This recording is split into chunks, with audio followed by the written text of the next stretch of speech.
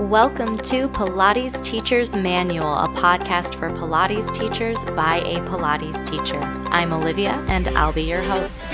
Jump in the conversation on Instagram at Pilates Teacher's Manual. Today's chapter starts now.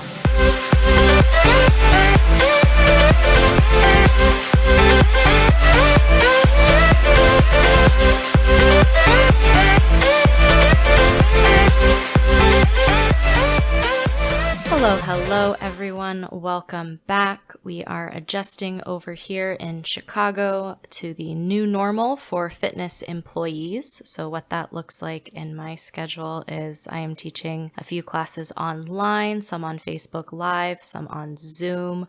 I am offering private sessions online, and it is an adjustment, but it's also offering a lot of cool opportunities. So what we're going to be talking about today is this transition to remote teaching or teaching online through video conferencing applications. So that's going to be a party.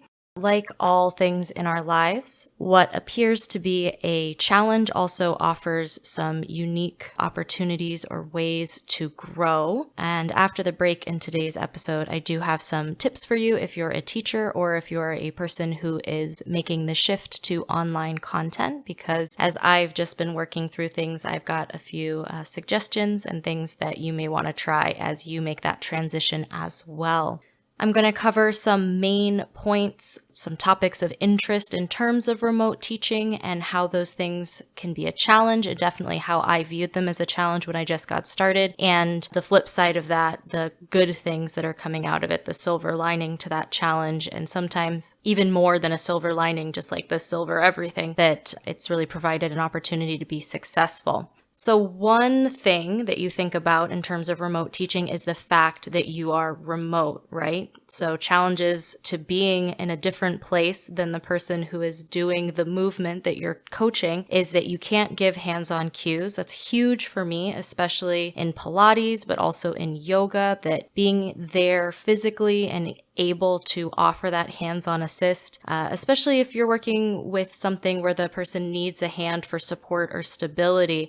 It's yucky to not be able to do that. Also, you don't have the ability to see what's going on in the person's body from a lot of different angles. You can't just like walk around and see what they're doing. Whatever the camera angle is, that's really what you have to go on. So it can be difficult in that way as well. But that being said, there are some great things about being remote. One of which is that you get to use your verbal cues, which you have been working on the entire time you've been teaching. That's how you get information across, right? So you get to use those amazing verbal cues and get better at verbal cueing because you get to practice it constantly. You get to shift the focus to your clients. If you can't physically touch the person's shoulder and see if their lats are engaging to draw the shoulder blades down the back, you can ask your client, can you feel your back muscles, or like, what do you feel in your upper back when you perform this movement? And it really gives them a little bit more of awareness in their body instead of you just swooping in and poking them and telling them what to do. So that can be really rewarding and a nice shift of responsibility to the client as an agent in their own movement. You can also book a lot more appointments when you are working remotely because there is no travel time to get to your appointments. So that's nice. I'm also not eating out as much because if I'm, traveling to a studio and teaching 3 appointments, I might have to grab a snack at Whole Foods or get a sandwich somewhere. And by being in my house, I am saving a lot of money in terms of commuting costs and also in terms of eating out. So those are blessings in disguise as well.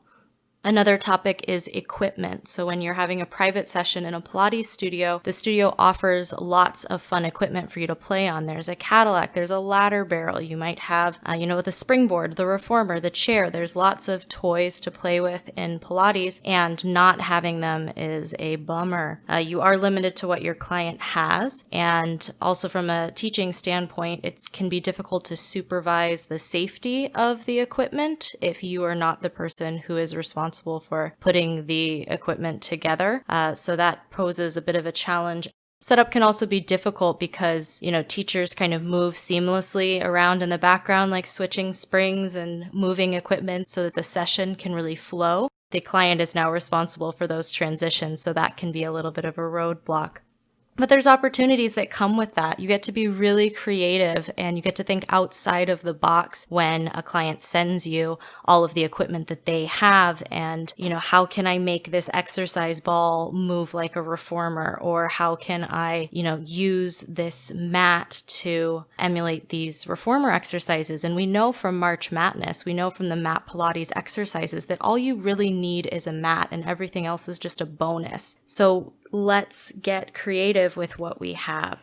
You also get to fuse a lot of different types of movement. So you can get bar exercises in there. You can do some yoga exercises. You can borrow from personal trainers to make a session that's really interesting and still tailored to your client. There is a technical component to all of this remote teaching. Some of the challenges associated with that tech setup are the upfront investment in terms of if you need a camera, if you need a microphone, if you need lighting. I bought some decorative bins to kind of organize the space that was going to be on camera. So all of that is an upfront cost. Also like a tripod.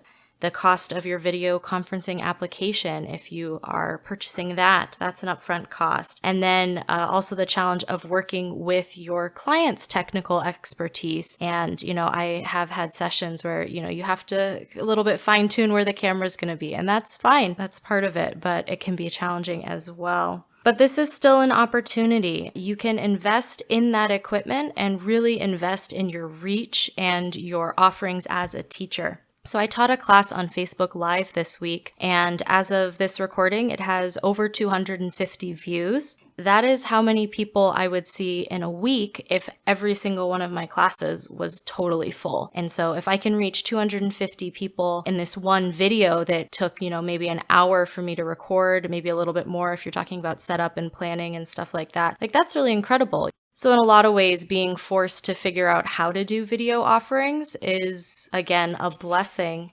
especially seeing how many more people are able to take advantage of your services. I do think that video is going to stick around, that even when we switch back to in-studio offerings, the reach that video has is just so much greater that I do think there will be more chances to teach on video and offer online classes and just reach out to a lot more people. In terms of working with your client's tech savviness, I do try to be really specific in my email instructions on what equipment we're going to use, what props they're going to need for the class that I have planned for them, and where to put their camera, and ask them to check, make sure that I can see your whole mat. If we're going to be standing, I'll say, I need the camera to also show you standing. If it's not possible to get both the full mat and you standing, there can be some adjustment of the camera during the session, but ideally you want to set it and forget it as much as possible. And there's definitely a learning curve to that. Some people have a space that makes it really easy for them to put the camera in one place. Some people don't, but we're working together and, it's just another adventure. A big question is the value added question, right? So when clients are paying for private sessions, the idea is they are getting one-on-one time with a teacher. They are getting to play on the equipment. So they're playing on the ladder barrel or the reformer or the Cadillac or the chair. There's, some fancy equipment component, and you get that dedicated teacher attention. Those are the things that people will pay more for in a private session. So is it worth it for the client to pay more for a private when it is remote? I would say yes. As the teacher, you're still preparing an individualized class session. You are providing your undivided attention for this person. You are giving them feedback and challenge and offering support. You're encouraging them, holding them accountable to that standard of form and precision. There is a personal interaction, right? In a lot of group classes, you're practicing with your video off and the teacher is just teaching to the ceiling in a lot of cases. So here there is a personal interaction. You are adapting and interacting with them. You're not just leading a group class and hoping that people are following along. I am charging less for my online privates than I do charge for my in-person privates because I do recognize that it isn't the same in terms of the equipment and then that hands-on and physical presence that you have. But I still think that it's worth charging more for that private session than you would for the group class. And if your client disagrees, that's fine. Everyone's entitled to their opinion. You can send them to your group classes and they'll just know that they're going to get that group class experience instead of that individualized experience. But there's nothing wrong with that. Coming up after the break, I've got some tips for you to lead those remote classes successfully, so stay tuned.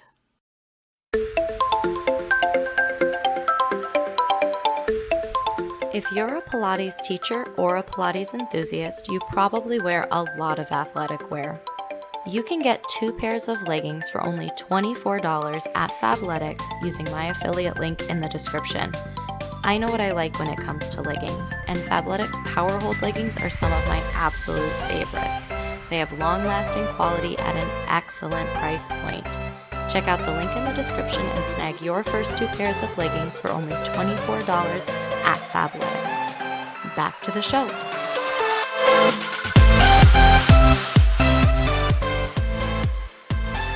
All right, everybody, my tips for successful remote teaching are, first of all, investing in that technical setup.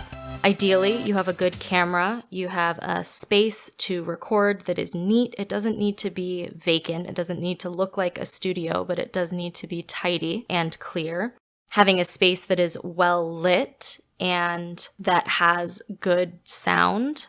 I do know that in my living area where I'm recording, it's a little bit echoey, but that kind of comes with it. I don't think I'm going to invest in a boom mic necessarily, but I have tested out the equipment that I have and made sure that the video is clear, the audio is clear, and that it looks nice on camera. I don't have a tripod. I put my computer on a stool and that works for me, that works in my space. So try it out before you decide to start posting classes or offering classes so that A, you feel really comfortable with the technology, with the setup, and with the applications that you're using, and that you can either invest in other pieces of equipment if that's necessary, but do look and see what you have before you spend a ton of money on stuff. In terms of using your client's equipment, get inspiration from Instagram. There is almost too much good stuff on Instagram, right? There are teachers doing great things with towels and with socks and with cans for weights. I took a class this week that they used wine bottles for weights, and that's amazing. Fantastic. I love it. And your clients will too. Talk to your colleagues. In the previous episode, I talked about the importance of having your Pilates support network. This is a great time to reach out and say, I'm looking for ways to do this exercise or to do this thing. What do you think? Or what have you done in your session? So the wine bottles I thought was great. Things if you don't have glider discs that your client can use, socks on a smooth floor is fantastic. If you want to add weight to exercises, I have a friend who's a personal trainer and she said, if you have a backpack, you can put cans in the backpack, and then suddenly as you're doing these standing lunges or these reverse lunges, you've got as much weight as you want in your backpack, and that's adding challenge for you. So, take advantage of the people who are already doing amazing things. Pilates Anytime has lots of classes and you can filter them by type of equipment. So you can filter by towel, by ball, by glider. So you can really expand your repertoire with the smaller props since we can't use those bigger props. Another benefit of working remotely is you can experiment with your schedule because you don't have that travel time. You might be able to offer appointments, either more of them or at different times than when you were traveling to those appointments. So, experiment with that. One thing I'm doing is offering these 30-minute sessions instead of an hour-long session because, you kind of get in, do your workout, and then get out. And that's another way it kind of breaks up people's day. You could do an appointment at 2:00 if it was only for 30 minutes. And then I have different pricing levels for that. You can also expand your geography in terms of where you can offer those privates. Living in Hyde Park in Chicago, I have only offered in-person privates if I'm going to the person's house in Hyde Park. It has to be within, a certain radius. Otherwise, it doesn't make sense for me to travel there to do it.